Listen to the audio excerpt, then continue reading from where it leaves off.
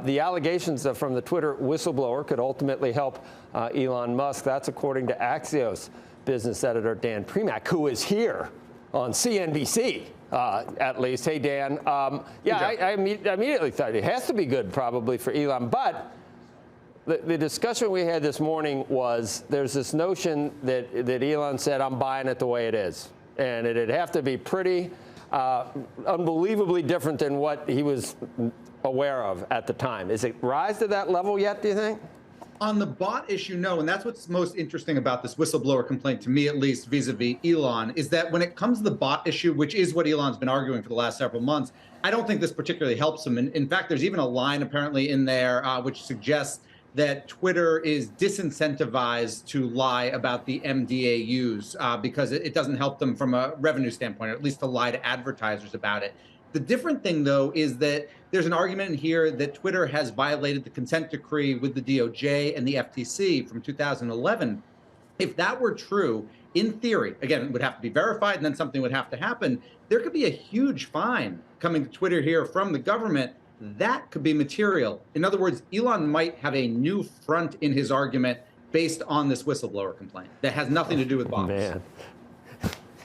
So he's just got a horseshoe up his nose, and so that could work for him. You say he's a terrible M&A guy, great technology guy, yeah. But I mean, is he really gonna? That could happen. I mean, that would be amazing, well, wouldn't it? It could happen. As a colleague of mine said something along the lines of today, if you gamble enough, sometimes you just get really, really lucky. That might be where he's at. I mean, that would be. Go ahead, Guy. Sorry.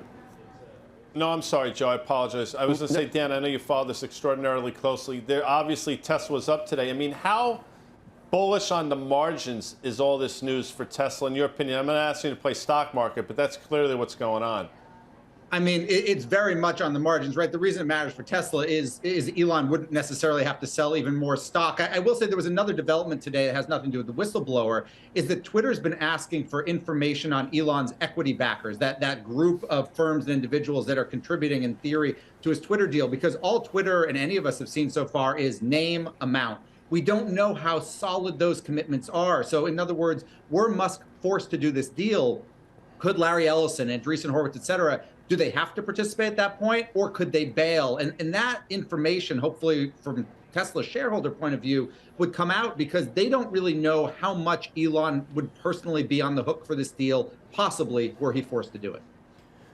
So the prospect for an on-time trial and everything else, is that different now? I would think it could be.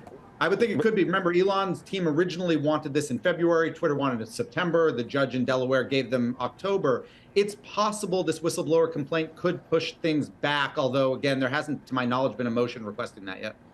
Okay. Dan, thank you. Thank you for coming on to, the world leader in business news. Seems like an obvious place to come to discuss this, but appreciate that. BK, can I talk to you about this? What would it be worth if Elon got out of, was able to get out of this? Where's Twitter? What do you think? Or maybe you got other comments. Go wherever you want. I know you have a comment.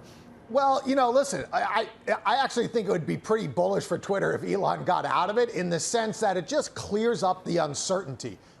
Every day you've got this sword of Damocles hanging over. Is he going to back out? Is he not going to be able to support the bid? Who are these other bidders? Are they actually going to be able to come up with the cash? So I think if you could clear that out, then Twitter can kind of stand on its own merits. Now, this entire whistleblower thing is a very different story, because if those merits that we all think they are real aren't as real as we thought, then Twitter's got a problem. But for Elon, I think getting him out of the picture is better, not worse. Huh. That's interesting. Karen, it's down, 7%. Is that enough for you? Would you put in a buy order on Twitter at 39? Like an arbitrage buy over. Well, it's interesting. I don't have a position. I was short straddle, which expired on Friday. So actually, that would have been good for me if that happened Friday. But that's OK. I think that this certainly introduces uncertainty, which is great for Elon, which is why they wanted a really long time before the trial, just because you never know. Things happen sometimes, and maybe he gets lucky. This might be one of those times. I'm not sure that this rises to a material adverse change. We don't know that yet. And I don't know if the court will delay to sort of discover that issue. But if it does, and he's able to walk, and they have this issue, the stock, I think, goes to the 20s. So Yeah, I'm not a buyer right here. Yeah.